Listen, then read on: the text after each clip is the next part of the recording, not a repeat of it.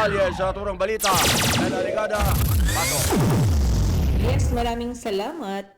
Ang Nepal flash floods, mahigit 72 na po ang patay at daan-daan ang nawawala. Hindi daw bababa sa 72 katao ang nasawi at daan-daan pa ang nawawala matapos hagupitin ng malalakas na flash flood ang bahagi o hilagang bahagi ng Nepal kahapon, Agosto 26 ayon sa Associated Press. Malawakang pinsala ang iniwan ng baha, kabilang ang pagkawasak ng mga nayon, kalsada at mga pasilidad ng hydropower.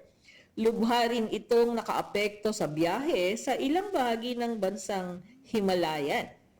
Ayon sa mga otoridad, mahigit 384 na turista ang kabilang sa mga naiulat na nawawala, kabilang ang 291 dayuhan mula sa mga bansang gaya ng United States, Britain at Malaysia. Hindi rin matagpuan ang hindi bababa sa 28 pulis.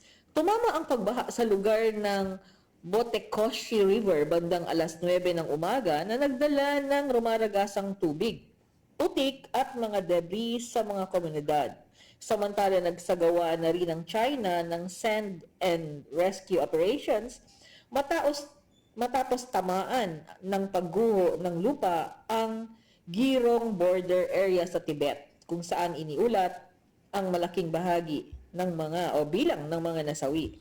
Patuloy ang paghahanap ng mga rescue team kabilang ang mga security forces ng Nepal na gumagamit din ng mga helicopter habang tinataya ng mga otoridad ang lawak ng pinsala at patuloy na hinahanap ang mga posibleng nakaligtas.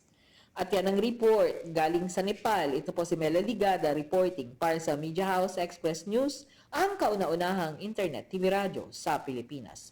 Media House Express Balita.